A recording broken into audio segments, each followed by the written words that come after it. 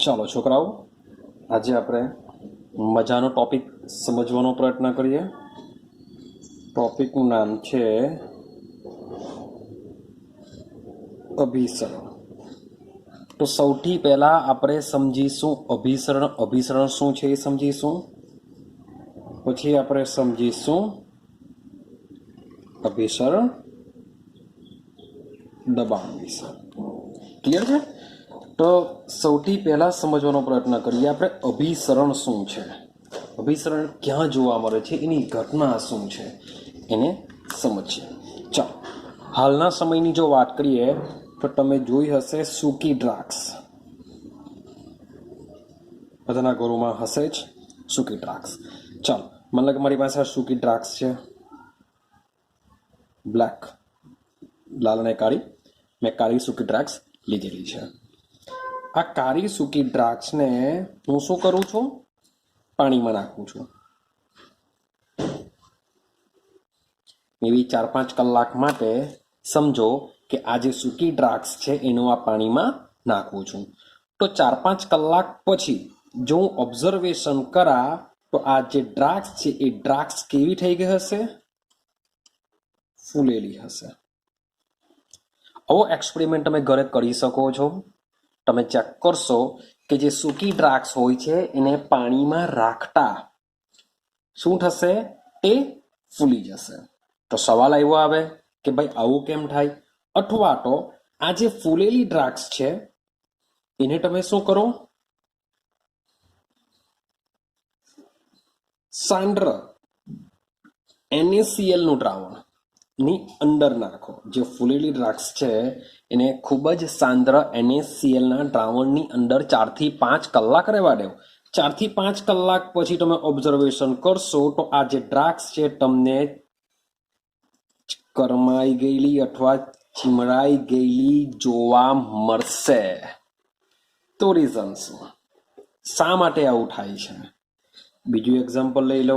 ચલો, તમે ફૂલ જોયા હશે, જે બધાને તમે બનાવો તેની વાત નથી કરતો, પણ જે કુદરતી રીતે ઉગે છે તેની વાત ચાલે છે. તો મને લાગે ફૂલ છે, એ જે ફૂલ છે એ કરમાઈ ગયેલા છે એવું સમજીએ. ફૂલ કેવા છે? કરમાયેલા છે.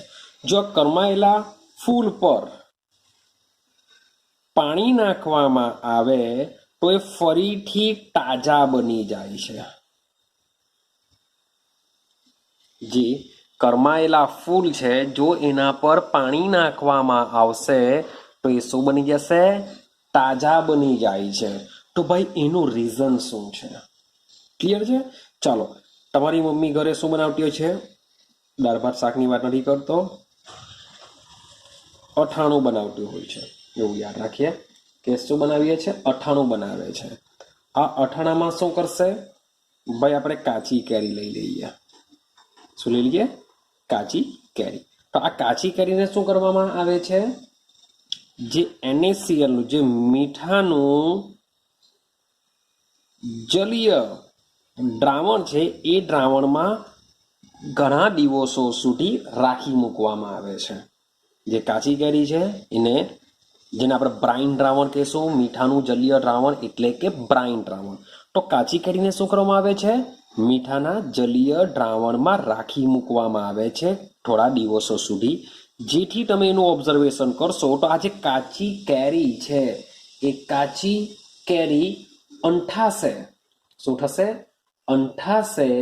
પણ જે શરૂઆતમાં તમને કાચી કેરી જે જોવા મળશે એના કરતા સંકોચાયેલી જોવા મળશે. જે શરૂઆતમાં કાચી કેરી જે હતી તેની જગ્યાએ તમને કેવી જોવા મળશે? સંકોચાયેલી જોવા મળશે. તો સવાલ એવો આવે ફરીથી પાછો, ભાઈ કેમ આવું થાય છે? શા માટે આવું થશે? ક્લિયર છે? ચાલો આપણે બોડીની વાત કરીએ. બોડીમાં ભાઈ આપણા જે કોષ હોય છે એ કોષની અંદર આપણે લઈ લઈએ લોહીના કોષ. શું લઈ લઈએ છીએ આપણે? લોહીના કોષ. તો લોહીના કોષને હું મૂકું છું ક્ષારીય દ્રાવણમાં. મીન્સ કે કોઈ પણ ક્ષાર ધરાવતું જે દ્રાવણ છે એ ક્ષારીય દ્રાવણમાં મૂકવામાં આવે છે. તો આ જે લોહીના જે કોષ છે એને જો તમે ક્ષારીય દ્રાવણમાં મૂકવાનો પ્રયત્ન કરો તો આ જે કોષ છે એ કોષ શબ્દ છે ક્ષીણ થઈ જાય છે. કેવા થઈ જાય છે? ક્ષીણ થઈ જાય છે. તો આવી તો ઘણી બધી બીજી બધી ઘટનાઓ પણ છે, પણ સવાલ એવો આવે કે આ બધું શા માટે થાય છે? તો આ બધી જ ઘટનાઓમાં અભિસરણ જોવા મળે છે. આ જેટલી બી ઘટનાઓ તમને જે થઈ રહી છે, આપણે જે ઓબ્ઝર્વેશન કર્યું તેમાં શું થાય છે? અભિસરણ થાય છે. કેમ? કારણ કે જે બી વસ્તુ આપણે જોઈએ છે જેની સપાટી એક ખાસ પડદા જેવી બની હોય છે. જે દ્રાક્ષ લઈ લેવ, કેરી લઈ લેવ, લોહીના કોષ લઈ લેવ, ફૂલ લઈ લેવ, તો એની જે સપાટી છે એ સપાટી શું છે? એક ખાસ પ્રકારના પડદાની બનેલી હોય છે. એક ખાસ પ્રકારના પડદાની બનેલી હોય છે. હવે આ જે પડદો છે એ તમે લોહીની બી વાત કરી, સાથે સાથે ફૂલ છે, કાચી કેરી છે એની બી વાત કરી. તો આ જે પડદા છે એ તમને વનસ્પતિજન્ય મીન્સ કે વનસ્પતિમાં પણ જોવા મળી શકે છે, ને આ પડદા છે એ પ્રાણીજન્ય પણ હોઈ શકે છે. વનસ્પતિજન્ય પણ હોઈ શકે, પ્રાણીજન્ય પણ હોઈ શકે છે. સાથે સાથે આવા જે પડદા છે કુદરતી પણ હોઈ શકે અને કૃત્રિમ પણ હોઈ શકે. કુદરતીની વાત આપણે હમણાં જ કરી કે જે ફૂલની સપાટી લઈ લેવું, કાચી કેરીની સપાટી લઈ લેવું, વનસ્પતિના મૂળ લઈ લેવું, એ બધા ઉપર શું હોય છે? કુદરતી પડદા આવેલા હોય છે. રેડી? એક કુદરતી પડદાની અંદર તમારે બીજું યાદ રાખવાનું છે કે જે ભૂંડનું મૂત્રાશય છે, ભૂંડનું જે મૂત્રાશય છે, આ મૂત્રાશય પણ કુદરતી પડદાનું ઉદાહરણ છે. કૃત્રિમની વાત કરીએ તો પાર્ચમેન્ટ પેપર છે, સેલોફેન પેપર છે, બટર પેપર છે, આ બધા શું છે? કૃત્રિમ પડદા છે. બીજો એક સારામાં સારો છે કોપર ફેરોસાયનાઇડ. યાદ રાખજો, આ સૌથી બેસ્ટ પડદો છે. કોપર ફેરોસાયનાઇડ એ સૌથી બેસ્ટ પડદો છે. ચાલો, હવે આપણે સમજવાનું છે આ પડદા વિશે. આ પડદો શું હોય છે, કેવો હોય છે, એને સમજીએ કે કેમ આ બધી ઘટનાઓ થઈ રહી છે. એવું તો શું થાય છે કે મુરઝાયેલા ફૂલ કેવા થઈ જશે? ખીલી ઉઠશે, અથવા ખીલેલા ફૂલ મુરઝાઈ જશે. જે દ્રાક્ષ છે, સૂકી દ્રાક્ષ ભાઈ ફૂલી જતી હોય છે, સારી દ્રાક્ષ કરમાઈ જતી હોય છે. તો એવું તો શું થાય છે? આ પડદો શું કામ કરે છે? શું ભાગ ભજવે છે એની અંદર? તો આ પડદાની વાત કરીએ તો પડદો શું છે, કેવી રીતના કામ કરે છે? તો આ જે પડદો છે એ જોવા જઈએ તો ક્યાં તો એક એવી સીટ જેવી બી રચના હોઈ શકે. કેવી હોઈ શકે? સીટ જેવી રચના હોઈ શકે, અથવા તો ફિલ્મ જેવી રચના હોઈ શકે. ક્યાંય સીટ જેવી રચના હોઈ શકે અથવા ફિલ્મ જેવી રચના હોઈ શકે છે. અને આ પડદાની જો તમે અંદર જોશો તો એની જાળીદાર પડદો કેવો હોય છે? જાળીદાર રચના ધરાવે. પડદો કેવો છે? જાળીદાર રચના ધરાવે છે, અને જેમાં ખૂબ જ સૂક્ષ્મ છિદ્ર આવેલા હોય છે. તો આ જે પડદો છે, પડદામાં શું આવેલા હોય છે? ખૂબ જ સૂક્ષ્મ છિદ્રો આવેલા હોય છે. હવે બરાબર સમજવાની વાત કરજો. તો આ જે સૂક્ષ્મ છિદ્રો છે, પડદાની અંદર જે સૂક્ષ્મ છિદ્રો આવેલા છે, તો આ જે છિદ્રો છે એ યાદ રાખજો, માત્ર પાણી જેવા H2O જેવા નાના અણુને જ પોતાનામાંથી શું કરવા દેશે? પસાર થવા દે છે. કે આ છિદ્ર કેવું છે? આ છિદ્ર એટલું નાનું હોય છે કે જેમાંથી માત્ર ને માત્ર શું થશે? પાણીના નાના અણુઓ જ પસાર થવા દે. યાદ રાખજો, શબ્દ લખું છું દ્રાવ્ય, તો દ્રાવ્યના અણુને પસાર થવા દેતા નથી. માત્ર ને માત્ર શું કરશે? દ્રાવકના અણુને જ પસાર થવા દેશે, દ્રાવ્યના અણુને પસાર થવા દેશે નહીં. તો આ જે પ્રકારના જે પડદા છે એ પડદાને નામ આપવામાં આવ્યું છે અર્ધ પારગમ્ય પડદો. આપણે શું કહીશું એને? અર્ધ પારગમ્ય પડદો. અડધો મીન્સ કે સેમી. અડધો મીન્સ કે સેમી.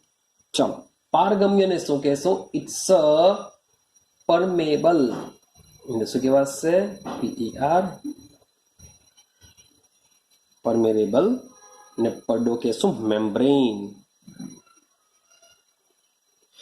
આપણે તો મીન્સ કે ઇંગ્લિશમાં નામ યાદ નથી રાખવાનું, પણ શોર્ટ એન્ડ સિમ્પલ SPM. જે અર્ધ પારગમ્ય પડદો છે જેને SPM થી પણ ઓળખવામાં આવે છે. રેડી? આટલું આઈડિયા આવી ગઈ શું છે પડદો?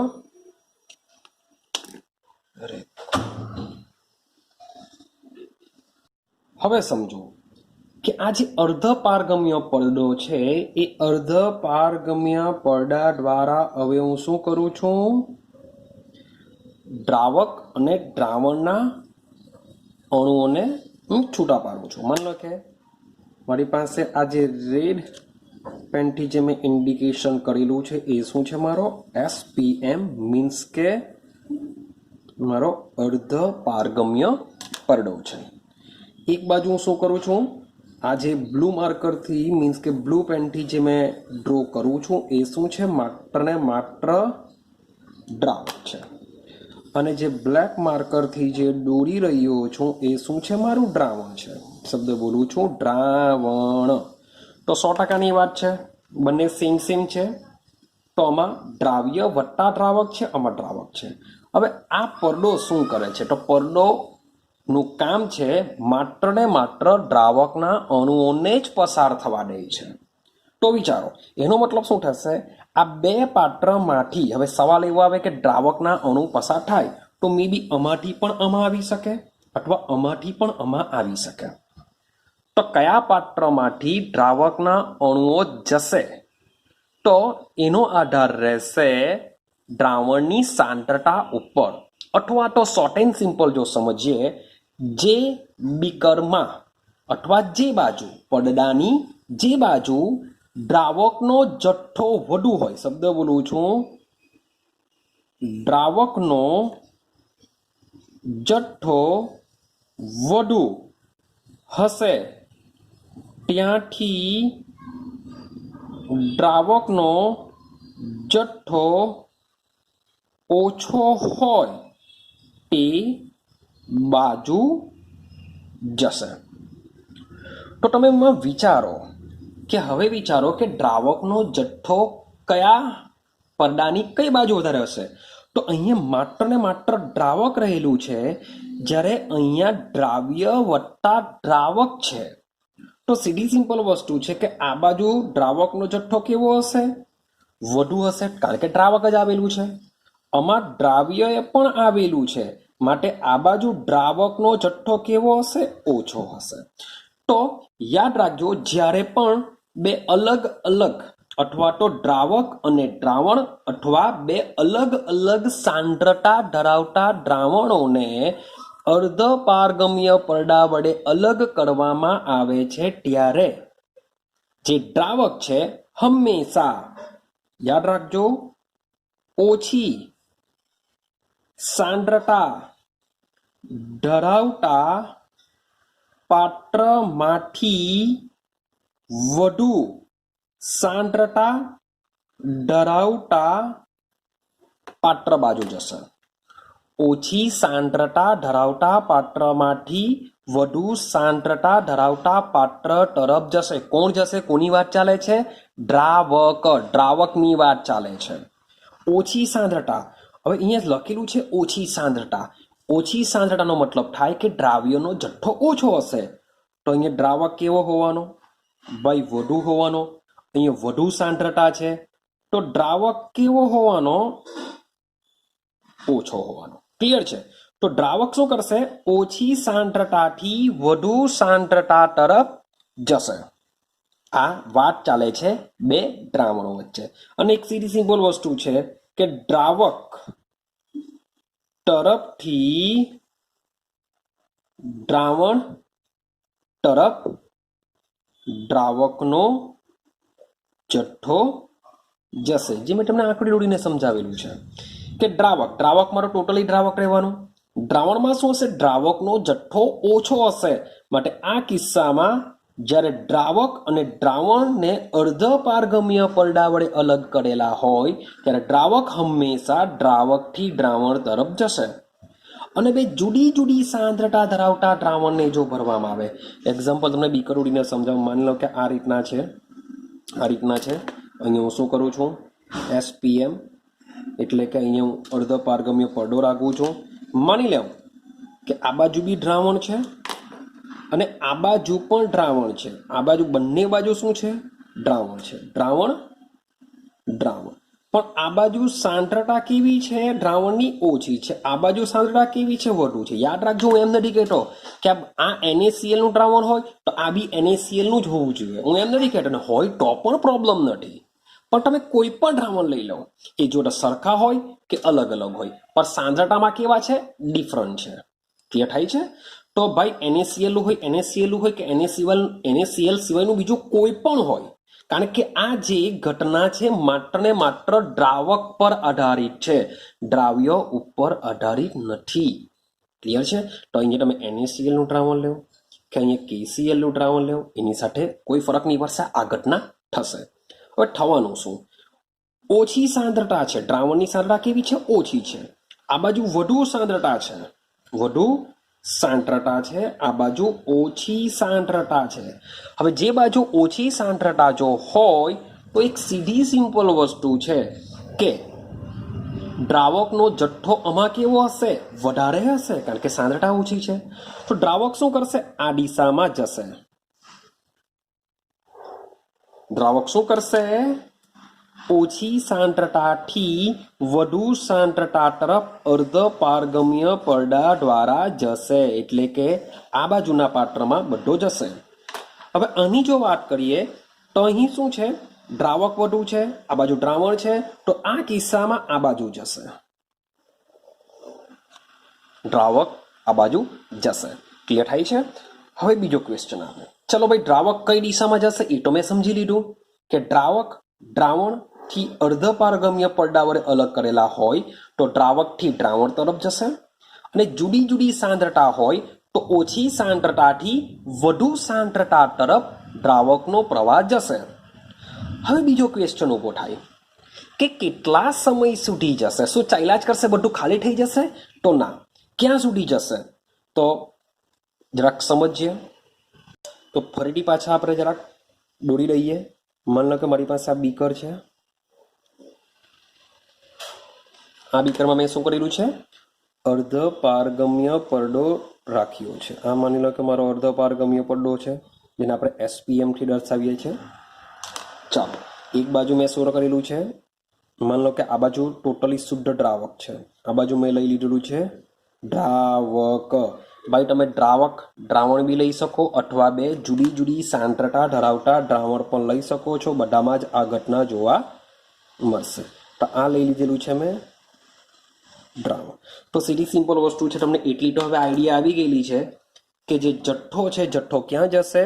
દ્રાવકથી દ્રાવણ તરફ જશે. હવે સવાલ ત્યાં અટકેલા છે કે ક્યાં સુધી જશે? ક્યાં સુધી જશે? તો જ્યાં સુધી જ્યાં સુધી બંને પાત્રમાં દ્રાવકનો જથ્થો સમાન ન થાય ત્યાં સુધી આ ઘટના થશે. શું કહું છું કે અહીંયા દ્રાવક છે, આમાં બી દ્રાવક તો હશે જ, પણ શરૂઆતમાં શું થવાનું કે દ્રાવણમાં જે દ્રાવક રહેલો છે એનું પ્રમાણ કેવું છે? ઓછું છે. આ બાજુ વધારે છે.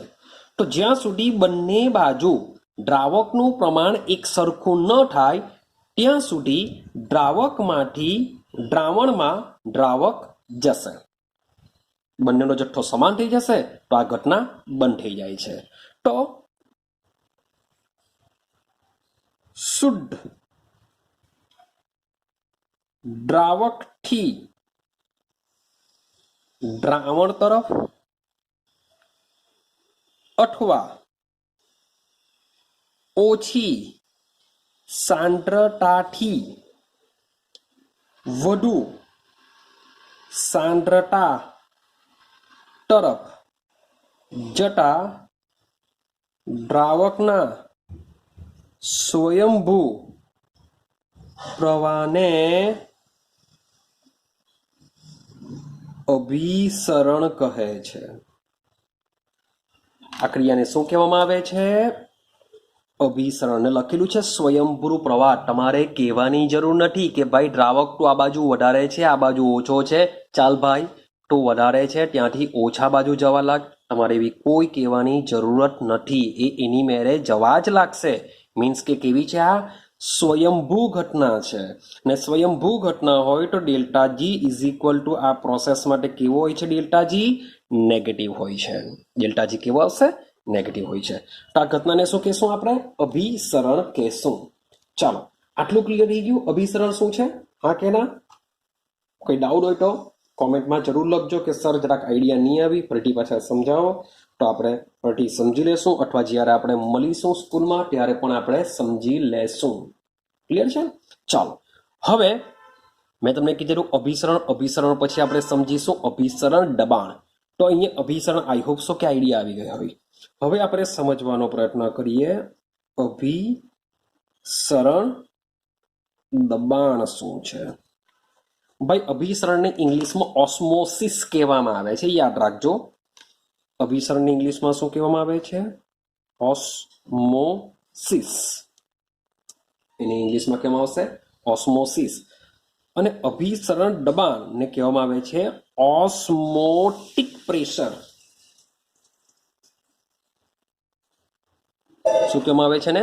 ઓસ્મોટિક પ્રેશર કહેવામાં આવે છે. હવે આપણે સમજીએ અભિસરણ દબાણ. ચાલો, તો અભિસરણ દબાણને સમજવા માટે ફરીથી પાછા આપણે શું કરીએ? ફિગર દોરી દઈએ આપણે. તો સમજો બરાબર ફિગર શું કરું છું, કેવી રીતના ડ્રો કરું છું, બરાબર સમજવાનું છે તમારે.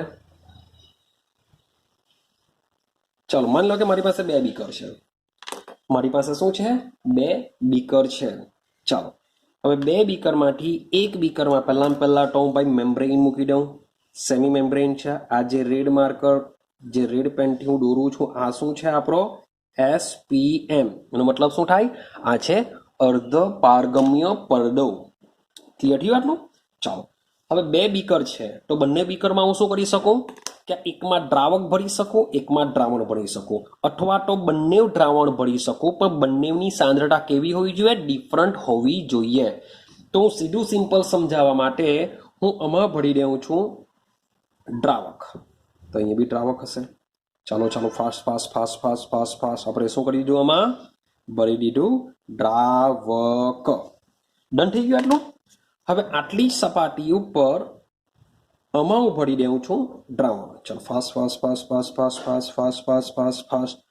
આમાં શું ભર્યું મેં? દ્રાવણ. ચાલો, ક્લિયર છે? હવે આટલી પરિસ્થિતિ છે.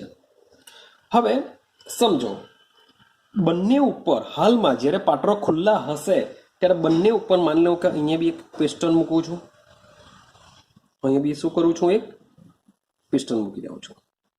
આપણું પિસ્ટન છે, અહીંયા બી પિસ્ટન છે.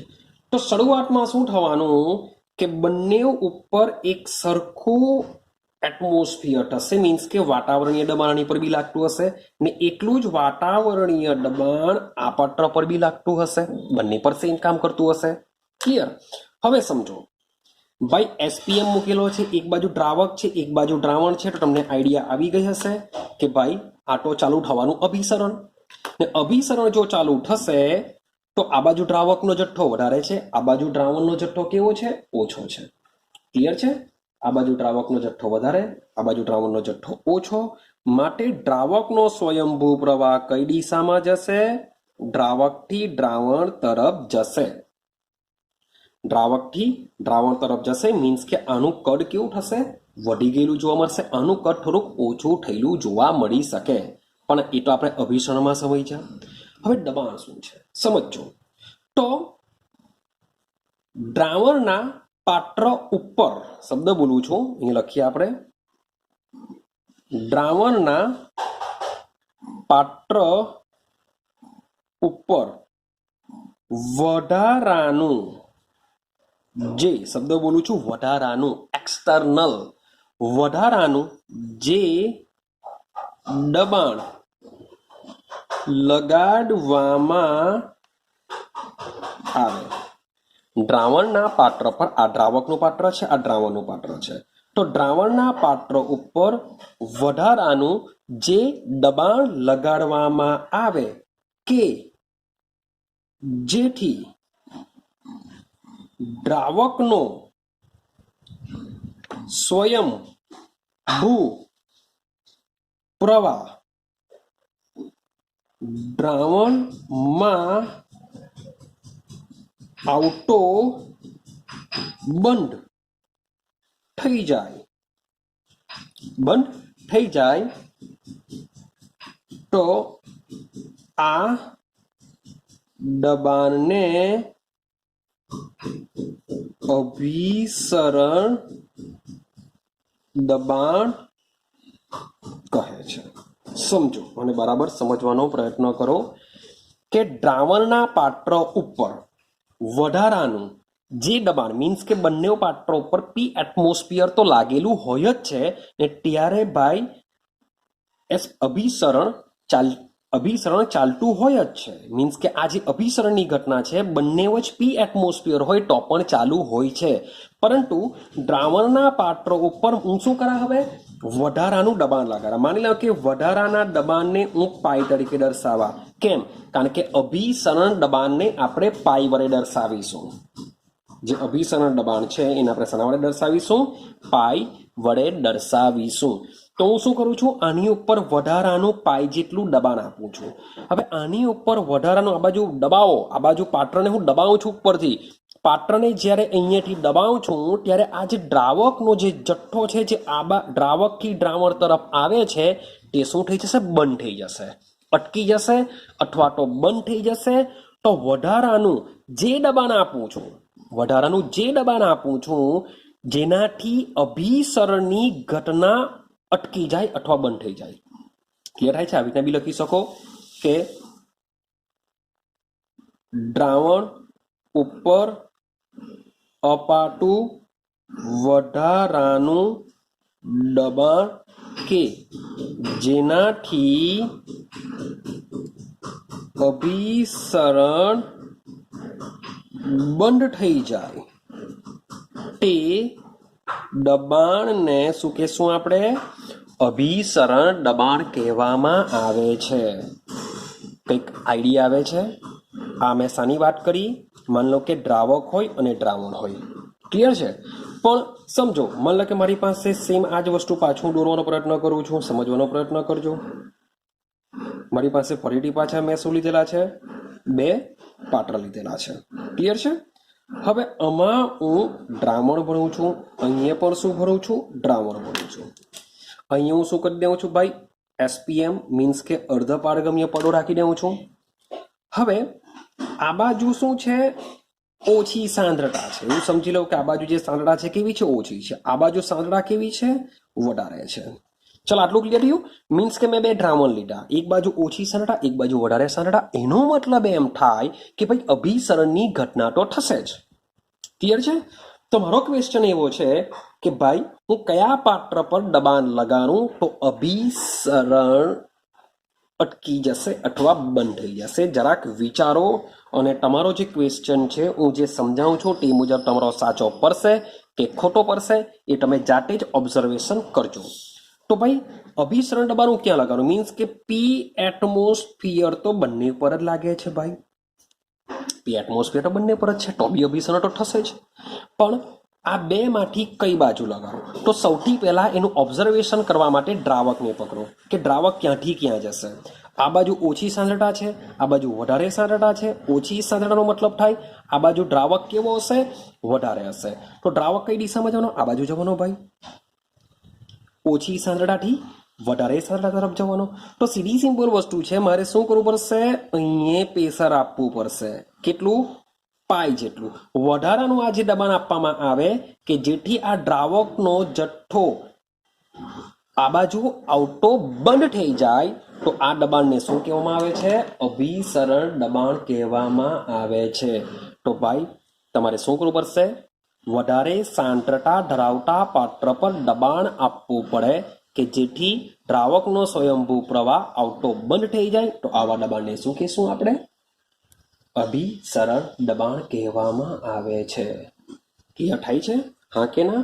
તો એનો મતલબ એમ થાય, બરાબર સમજતા રહેજો ભાઈ. આનો મતલબ એમ થાય કે આ જે અભિસરણ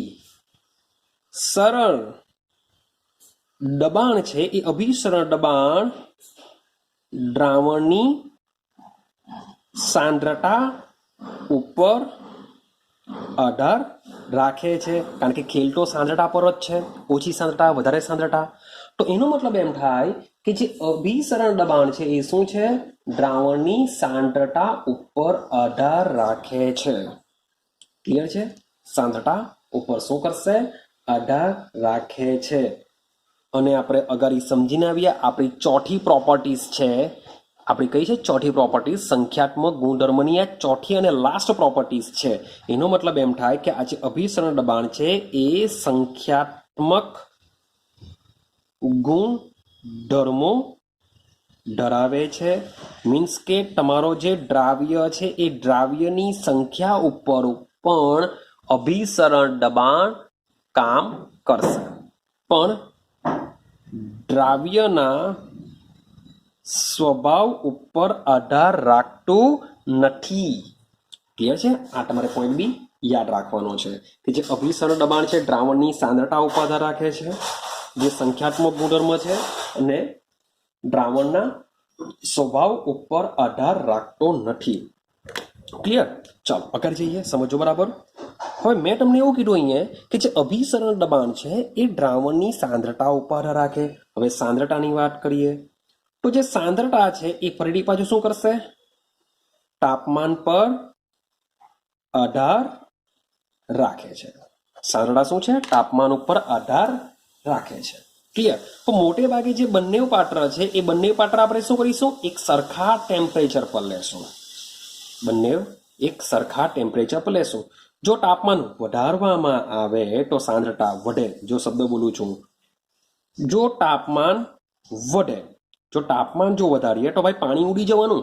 પાણી ઉડી જશે તો સાંદ્રતા વધે. તો તાપમાન વધે તો સાંદ્રતા વધે. સેમ તાપમાન ઘટે તો સાંદ્રતા બી શું થવાની? ઘટવાની. આટલું ક્લિયર થયું? ચલો, એટલે સાંદ્રતા અને તાપમાન એકબીજાના કેવા છે? સમપ્રમાણમાં છે. તાપમાન અને સાંદ્રતા એકબીજાના સમપ્રમાણમાં છે. હવે આ જે ટોપિક છે, આ ટોપિકમાં આપણે જે સાંદ્રતાની વાત કરીએ છીએ એ સાંદ્રતા તમારી હોય છે મોલારિટી. દિમાગમાં ફિટ કરજો. અગાતરી જે 3 પ્રોપર્ટીઝ આપણે જોઈને આવ્યા તે બધામાં શું હતું? મોલાલિટી હતી. સાંદ્રતા તરીકે મોલાલિટી હતી. પણ આ એક એવી પ્રોપર્ટીઝ છે કે જેમાં સાંદ્રતા તરીકે આપણે શાનો ઉપયોગ કરીશું?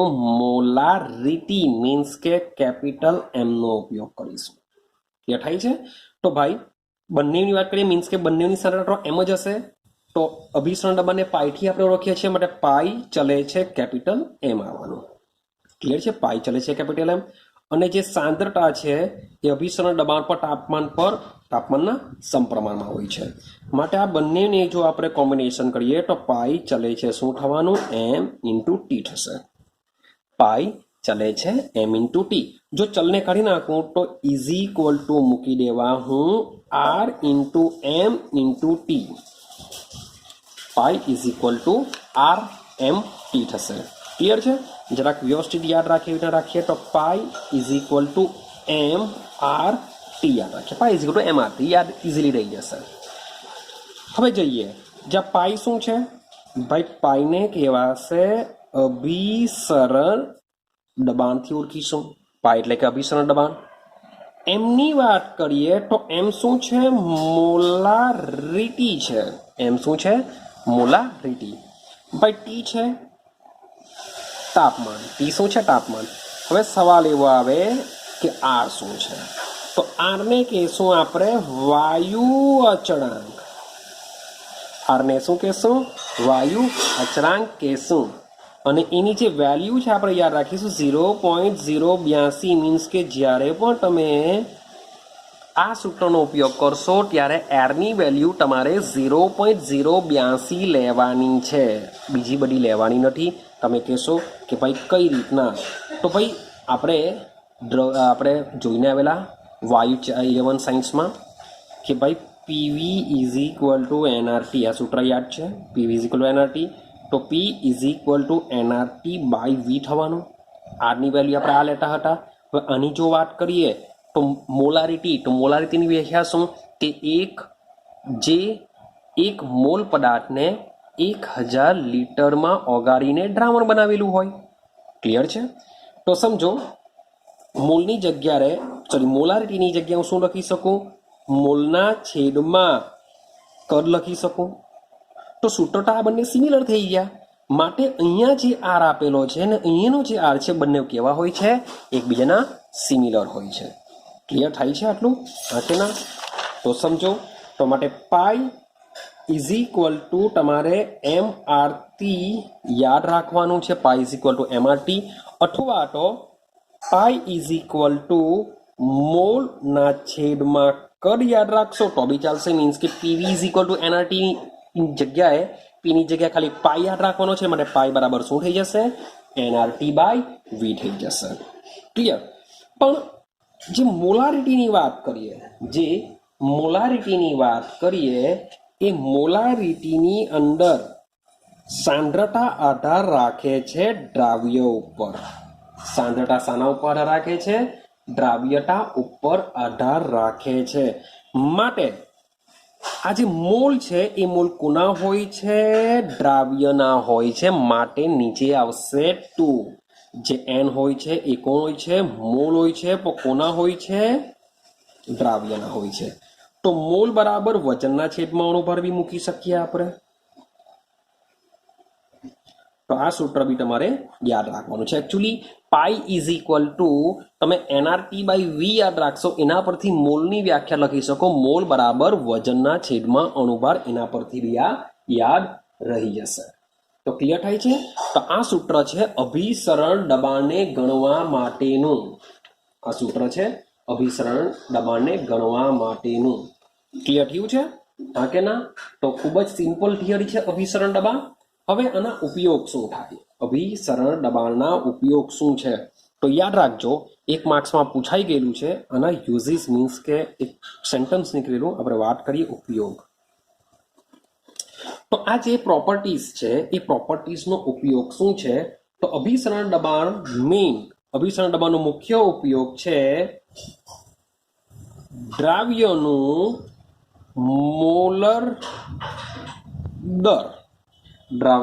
મોલર દર નક્કી કરવા માટે વપરાય છે.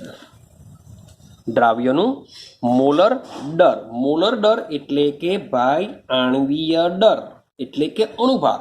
તો દ્રાવ્યનો જો અણુભાર જાણવો હોય તો એના માટે અભિસરણ દબાણ ખૂબ જ ઇમ્પોર્ટન્ટ છે. ક્લિયર? કેમ ઇમ્પોર્ટન્ટ છે? બીજા બધા કરતા શા માટે ઇમ્પોર્ટન્ટ છે?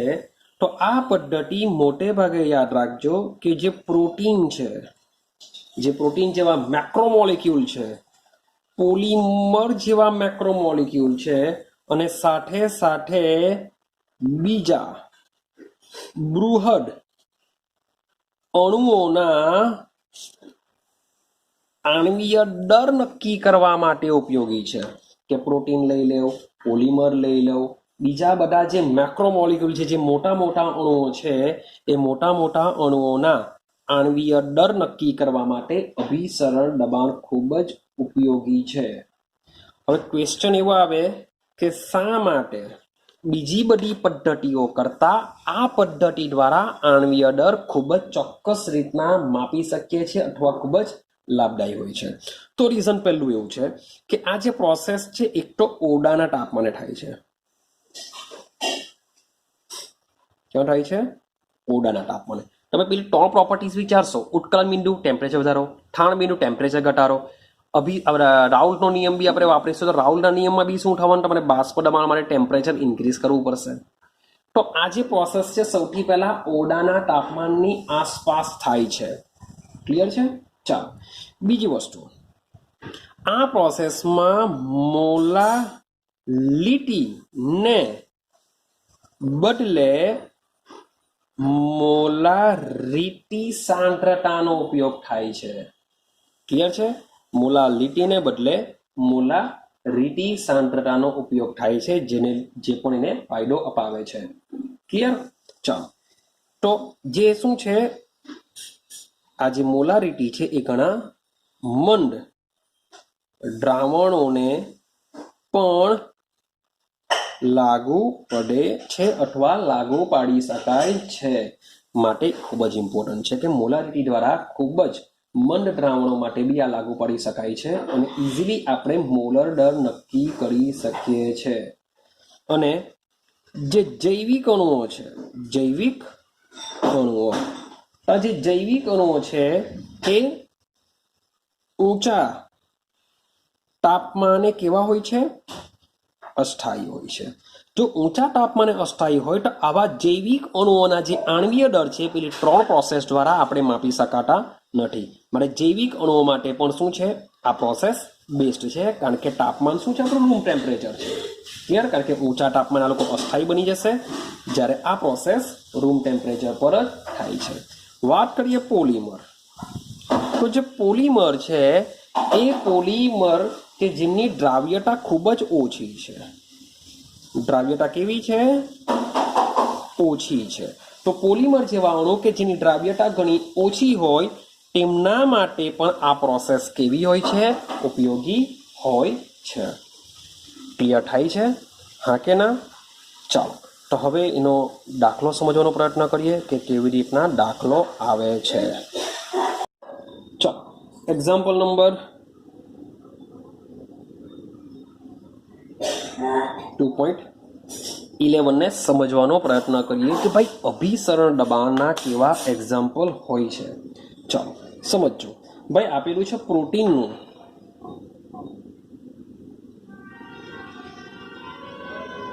પ્રોટીનનું 200 સેન્ટીમીટર ક્યુબ, ભાઈ સેન્ટીમીટર ક્યુબમાં આપેલું છે જલીય દ્રાવણ. જલીય દ્રાવણ લીટરની જગ્યાએ સામા આપેલું છે 200 સેન્ટીમીટર ક્યુબ જલીય દ્રાવણ છે. ચાલો આગળ વાંચીએ.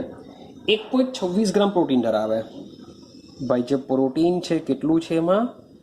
1.26 ગ્રામ પ્રોટીન ધરાવે છે. ભાઈ 300 કેલ્વિન તાપમાને 300 કેલ્વિન તાપમાને આ દ્રાવણનું અભિસરણ દબાણ, તમે દ્રાવણનું અભિસરણ દબાણ પાઈ આપી દીધેલો છે ને આપેલો છે 2.57 ઇન્ટુ 10⁻³ બાર. 2.57 ઇન્ટુ 10⁻³ બાર આપી દીધેલો છે અને પૂછેલું છે પ્રોટીનનું મોલર દર. જે દ્રાવ્ય છે દ્રાવ્યનું શું પૂછ્યું?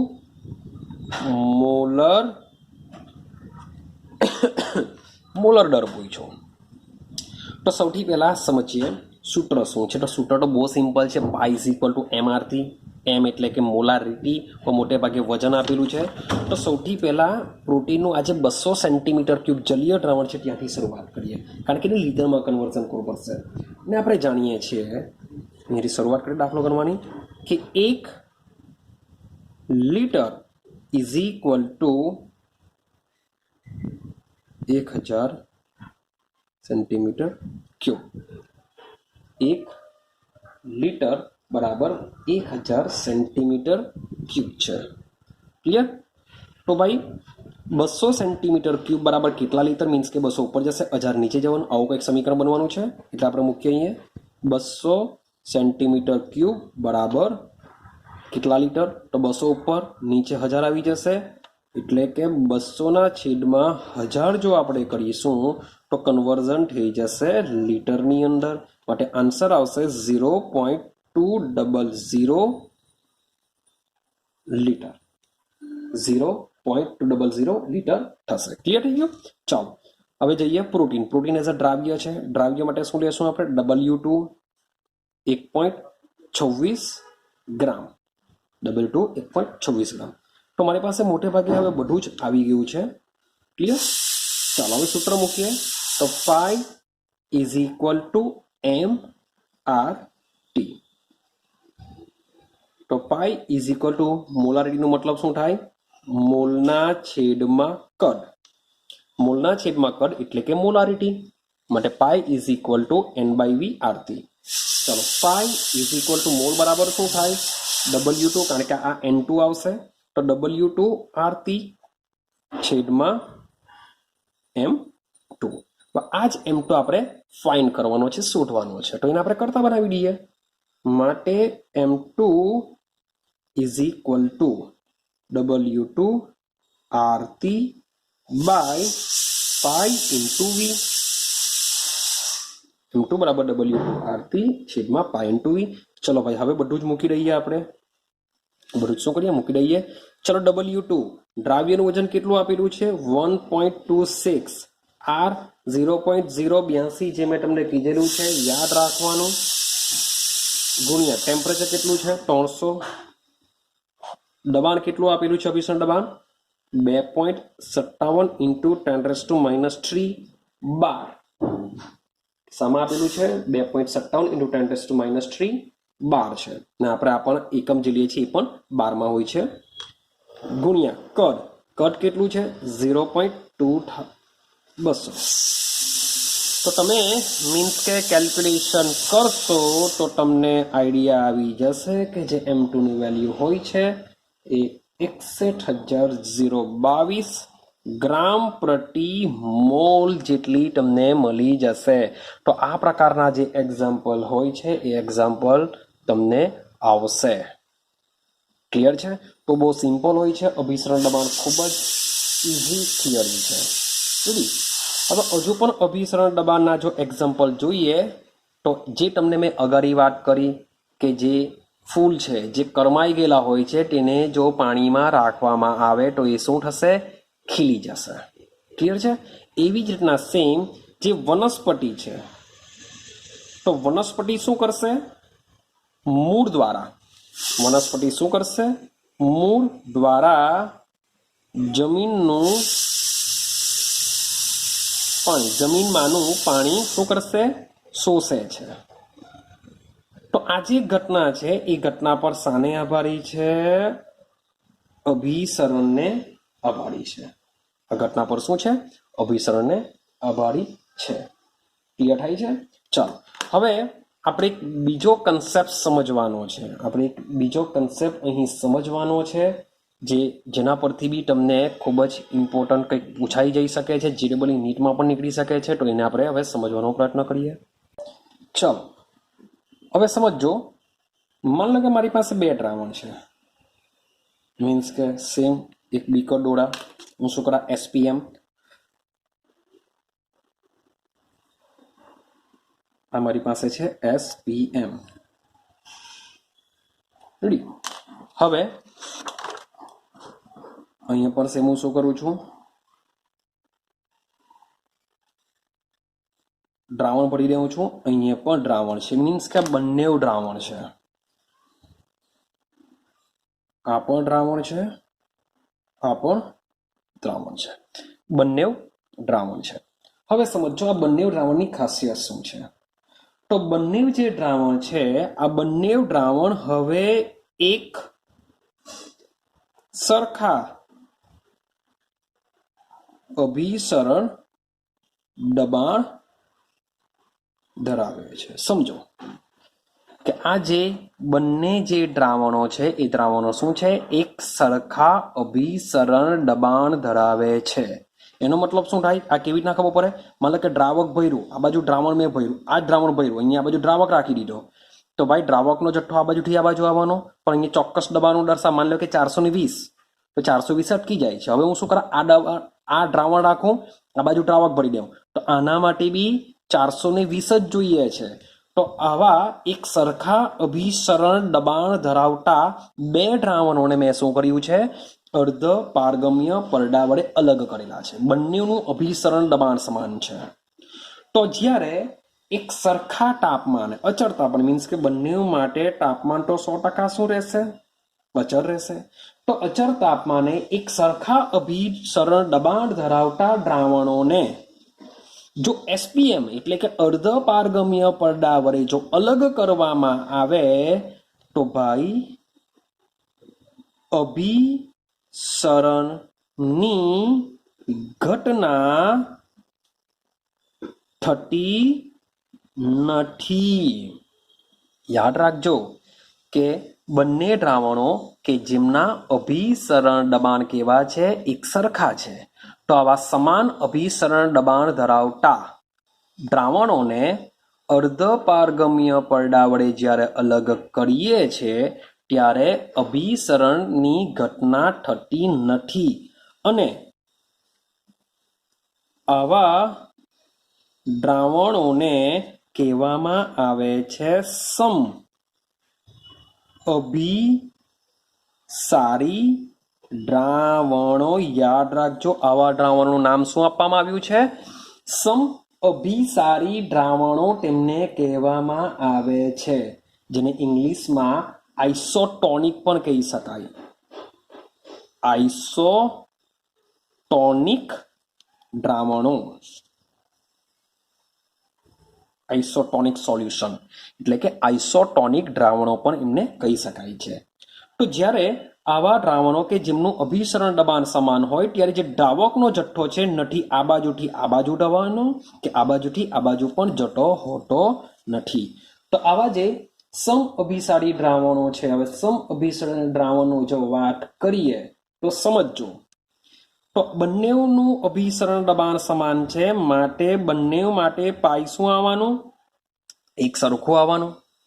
માન લો કે આ દ્રાવણ 1 છે, આ દ્રાવણ 2 છે, માટે અહીંયા લખા પાઈ 1, અહીંયા લખા પાઈ 2. તો મોટે ભાગે આના ક્વેશ્ચન બી એઝ અ દાખલા તરીકે બી નીકળી આવતા હોય છે. તો યાદ રાખજો કે જ્યારે બે સમ અભિસારી દ્રાવણો આપેલા હોય તો બંનેના અભિસરણ દબાણ સમાન હોય, માટે પાઈ 1 ઇઝ ઇક્વલ ટુ તમારે શું કરવું પડતું હોય છે, પાઈ 2 મૂકવામાં આવે છે. તો પાઈની કિંમત શું થાય, પાઈ બરાબર એમ આર ટી. તો આના માટે બી શું થવાનું, pi is equal to M R T થશે. બંને માટે અભિસરણ દબાણ સમાન, માટે pi is equal to M R T. આ છે મોલારિટી, આ છે મોલારિટી. ભાઈ આર તો વાયુ અચળાંક, આર શું છે, વાયુ અચળાંક છે, બંને માટે કોમન રહેવાનો. ટીની વાત કરીએ તો ભાઈ એવું સમજવામાં આવે છે કે ભાઈ બંને પાત્ર એક સાથે રાખવામાં આવ્યા હશે તો એક જ તાપમાને હશે, માટે ની આપેલું હોય ટેમ્પરેચર તો પણ તમારે કેવું સમજી લેવું, તાપમાન સમાન સમજી લેવું. પણ જો આપેલું હોય તો તમારે ડિફરન્ટ લેવું પડે, પણ જો ન આપેલું હોય તો તમારે શું કરવું પડશે, ને એક સમાન લઈ લેવું પડશે. ચાલો અગાડી જઈએ. હવે સમજો તો ફરક શામાં પડ્યો, M1 ફરક પડ્યો, M2 આ જ અલગ છે, મીન્સ કે બંનેની મોલારિટી કેવી હશે, જુદી હશે. ભાઈ જરૂરી નથી કે મોલારિટી સમાન હોય એને સમઅભિસારી કહેવાય, એવું જરૂરી નથી. તો બંનેની મોલારિટી મીન્સ કે માની લો કે કેવી હશે, ઇક્વલ હશે. હવે મોલારિટી મોલ બરાબર શું થાય, N1 ના છેદમાં કદ, અહીંયા બી શું થવાનું, N1 ના છેદમાં કદ થવાનું. આ બંનેની મોલારિટી છે, બંનેનું દ્રાવણ 1 લિટરમાં જ બનાવવામાં આવે, એનો મતલબ એમ થાય કે VB કેવા થવાના, ઇક્વલ થવાના. તો ડિફરન્સિએશન સમારી લો, બંનેના મોલમાં N1 સોરી ફોર ધેટ અહીંયા આવશે N2. તો બંનેના N1 અને N2 મીન્સ કે બંનેના મોલમાં જ ડિફરન્સિએશન રહેવાનો. આટલું ક્લિયર? હવે સમજો ભાઈ, મોલનો મતલબ શું થાય? વજનના છેદમાં અણુભાર ઇઝ ઇક્વલ ટુ વજનના છેદમાં અણુભાર. તો આ કન્સેપ્ટનો ઉપયોગ કરીને તમે બેમાંથી કોઈ એકનું આણ્વીય દળ આપેલું હોય તો તમે બીજાનું શોધી શકો છો. ક્લિયર છે? તો આના એક્ઝામ્પલ જ્યારે આવશે ત્યારે હું તમને કહેવા, અને MCQ પણ આવી શકે છે ગુજકેટ JEE નીટ માટે. તો માટે આ બધી વસ્તુ તમારે શું કરવાની છે? મેમરાઇઝ કરવાની છે. ક્લિયર છે? બહુ સિમ્પલ કન્સેપ્ટ છે જે તમારે શું કરવાનો છે? યાદ રાખવાનું છે. ક્લિયર છે? હવે બીજા એક ટોપિક પર જઈએ અને કહેશું આપણે સમ અભિસારી. ચાલો હવે એક બીજો કન્સેપ્ટની વાત કરીએ. હવે તમારે બે સોલ્યુશન યાદ રાખવાના છે. એક છે હાઇપરટોનિક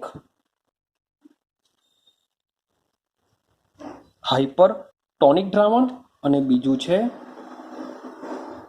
હાઇપોટોનિક દ્રાવણ. હાઇપરટોનિક દ્રાવણ અને હાઇપોટોનિક દ્રાવણ, તો ગુજરાતીમાં એને કહેવાશે અતિ અભિસારી. ગુજરાતીમાં શું કહેવાશે? એને અતિ અભિસારી કહેવાશે. અને જે હાઇપોટોનિક દ્રાવણ છે એને કહેવાશે અલ્પ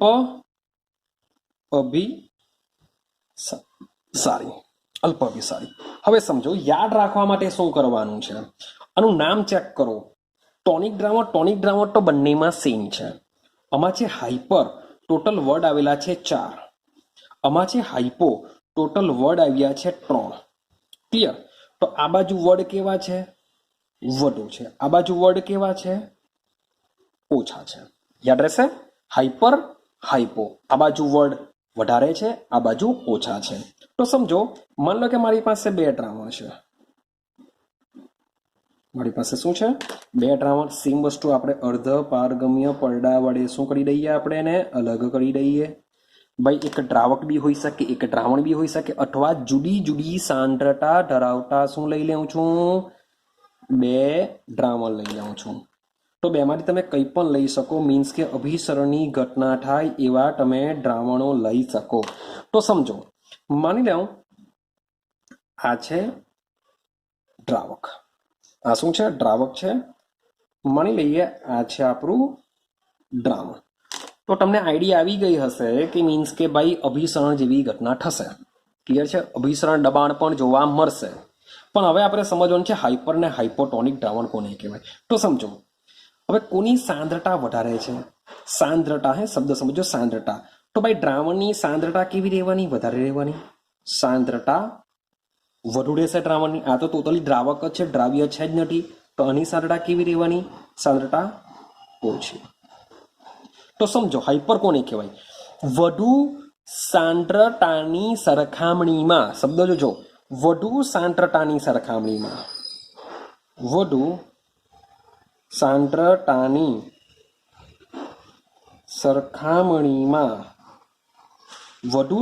સરખામણીમાં ઓછી સાંદ્રતા ધરાવતા દ્રાવણને, સોરી ફોર ધેટ, મારે આના માટે ચાલો કંઈ નહીં, ચાલશે. તો વધુ સાંદ્રતાની સરખામણીમાં ઓછી સાંદ્રતા ધરાવતા દ્રાવણને હાઇપોટોનિક દ્રાવણ કહે છે. અને એક બીજી વ્યાખ્યા લખો કે ઓછી સાંદ્રતાની સરખામણીમાં વધુ સાંદ્રતા ધરાવતા દ્રાવણને હાઇપરટોનિક દ્રાવણ કહે છે.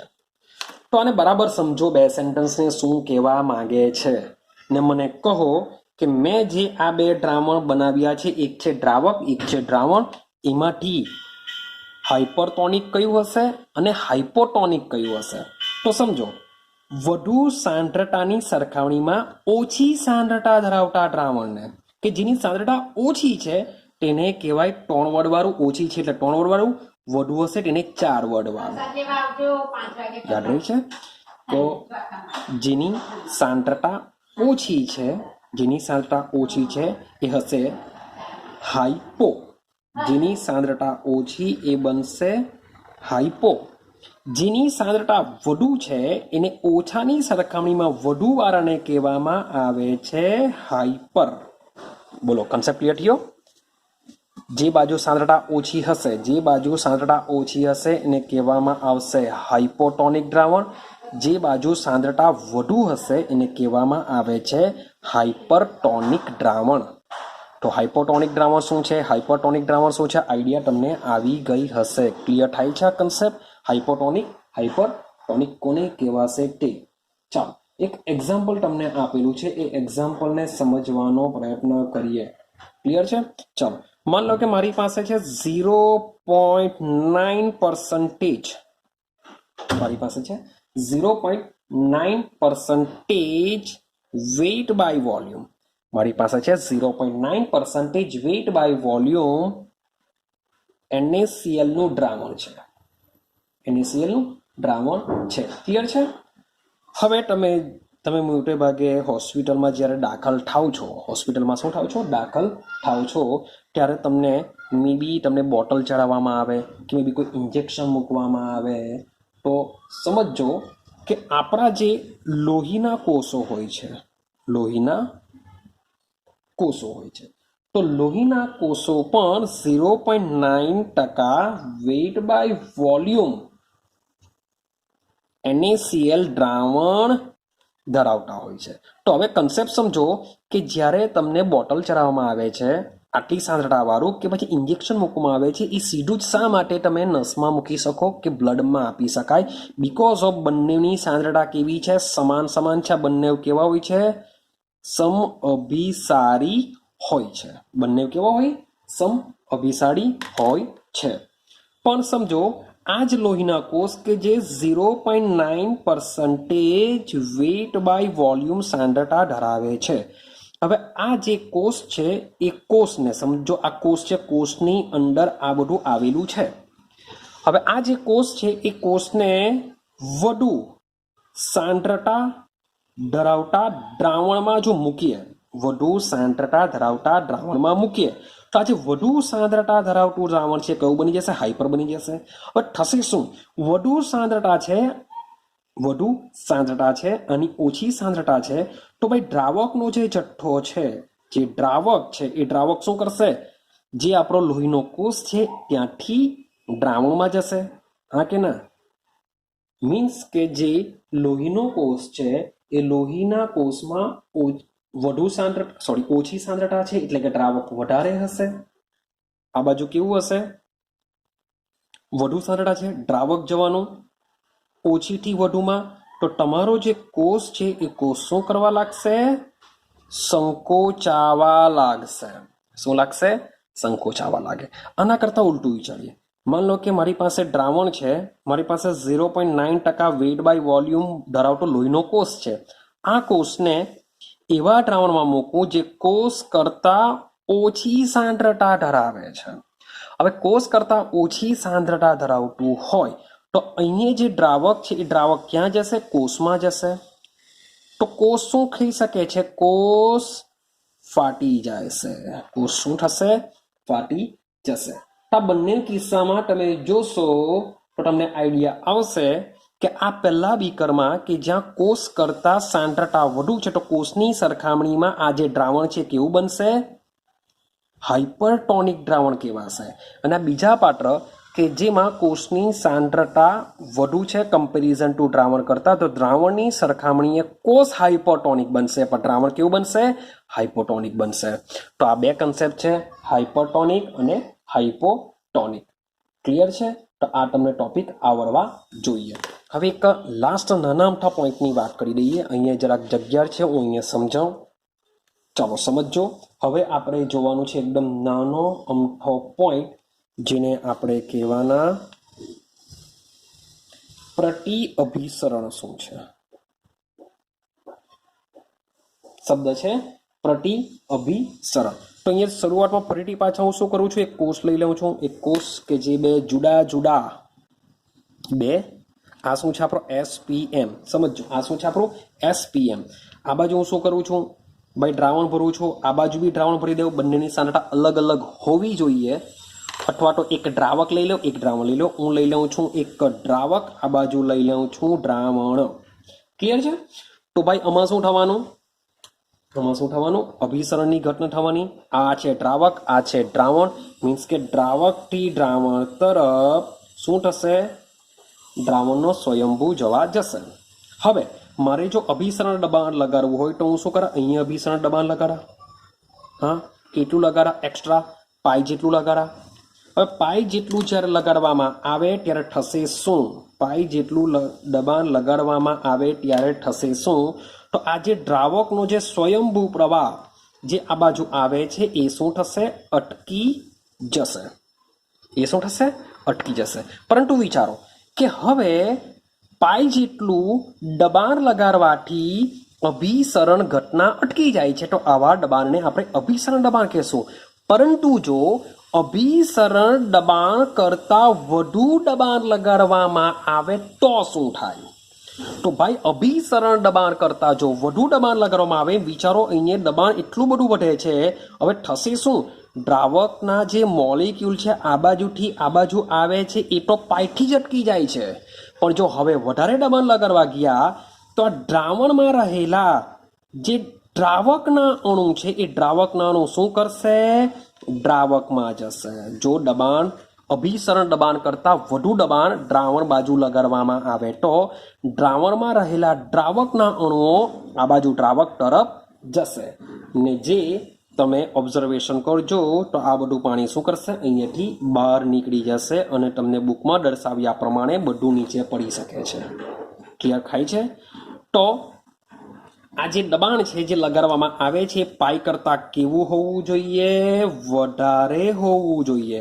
તો પાઈ કરતાં વધારે લગાડવામાં આવે છે ત્યારે અભિસરણ ઘટનાથી ઉલટી ઘટના થાય છે, વિરુદ્ધ ઘટના થાય છે.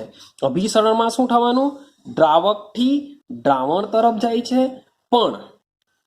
પણ પ્રતિઅભિસરણની અંદર અભિસરણથી ઉલટું દ્રાવણથી દ્રાવક તરફ દ્રાવકનો સ્વયંભૂ પ્રવાહ વહે છે. દ્રાવણથી દ્રાવક તરફ દ્રાવકનો સ્વયંભૂ પ્રવાહ, સ્વયંભૂ તો નહીં કહી શકાય કારણ કે દબાણ આપીએ છીએ આપણે, આ નોન સ્પોન્ટેનિયસ કહેવાશે. મીન્સ કે પ્રતિઅભિસરણ માટે delta G is not equal to આપણે ઋણ લઈ લઈએ. આપણે એનું મૂલ્ય ઋણ હોતું નથી કારણ કે આપણે દબાણ આપીએ તો જ આ ઘટના જોવા મળશે, તો જ પ્રતિઅભિસરણ થશે.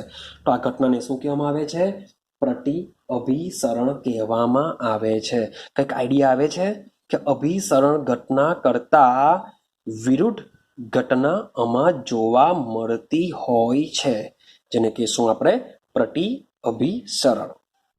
તો આજે પ્રતિઅભિસરણની જો વાત કરું તો એ પ્રતિઅભિસરણ મોટે ભાગે દરિયાના પાણીનું શુદ્ધિકરણ કરવા માટે વપરાય છે, જેમાં SPM એટલે જે અર્ધ પારગમ્ય પરડો છે એ યાદ રાખજો, સેલ્યુલોઝ